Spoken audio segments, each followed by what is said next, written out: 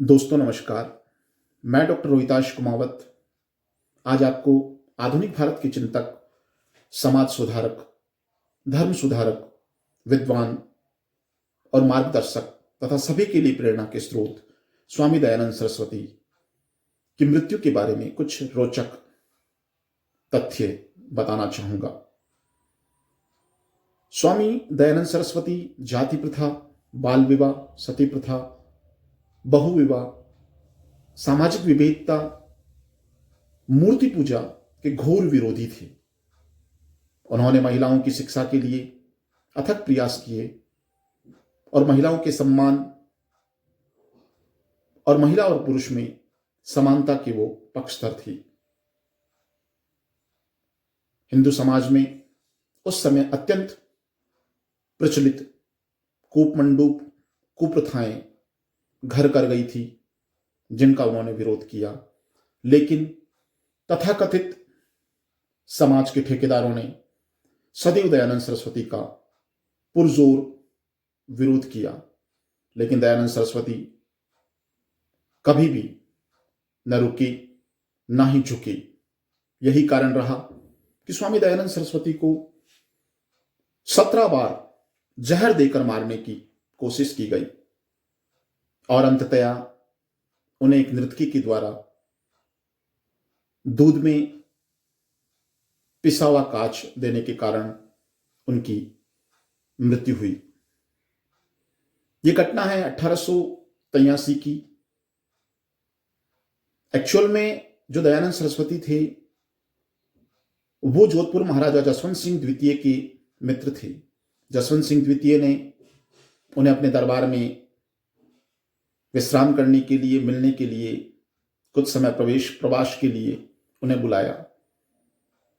सहज भाव से दयानंद सरस्वती उनके दरबार में गए,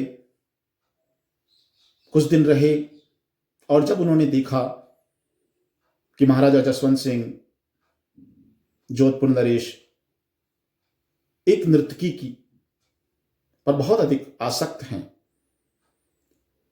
नर्तकी की खूबसूरती के बारे में ऐसा कहा जाता है कि एक से बढ़कर एक राजकुमारियां भी उनकी सुंदरता के आगे कमतर थी। तो महाराजा जसवंत सिंह जब उस नृत्य पर आसक्त थे तो ये बात दयानंद सरस्वती को ठीक नहीं लगी और उन्होंने इसका विरोध किया। इन्होंने अपने मित्र जसवंत सिंह जी को यह बात बताई कि आपको नृत्य पर आसक्त ना रहकर राजकाज के कार्यों में ध्यान देना चाहिए। तो ये बात नृत्य को बहुत अधिक बुरी लगी, इससे उसको ठेस पहुंची और उसने स्वामी जी से बदला लेने की सोच ली। कुछ समय बाद उसने स्वामी जी के रसोइये जगन्नाथ को अपने विश्वास में लिया और उसे ये कहा कि स्वामी जी को दूध में कांच मिलाकर दो। जगन्नाथ ने ऐसा ही किया। उसने स्वामी जी के दूध में पिसा हुआ कांच मिलाकर दिया।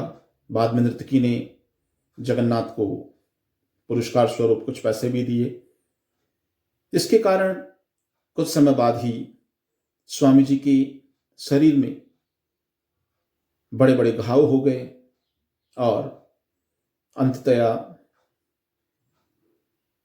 इसके कारण स्वामी जी की मृत्यु हो गई।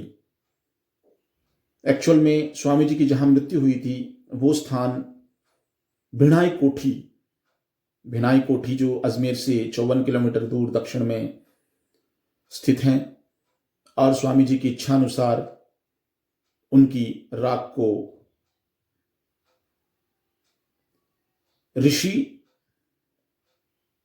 ऋषिवन भवन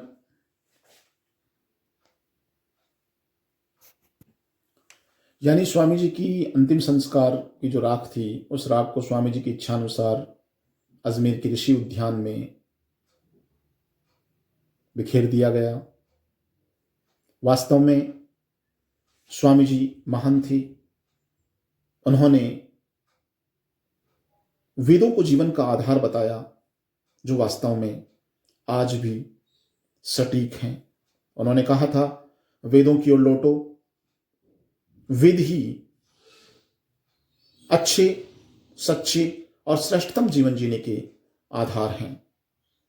निश्चित रूप से स्वामी जी के द्वारा बताए गए मार्ग पर चलकर न केवल युवा पीढ़ी अपितु सारी की सारी दुनिया के लोग यदि स्वामी जी से प्रेरणा ग्रहण करें तो निश्चित रूप से अपने श्रेष्ठतम व्यक्तित्व को पाने के साथ साथ अपना श्रेष्ठतम दे सकते हैं, पा सकते हैं। जय हिंद, जय भारत।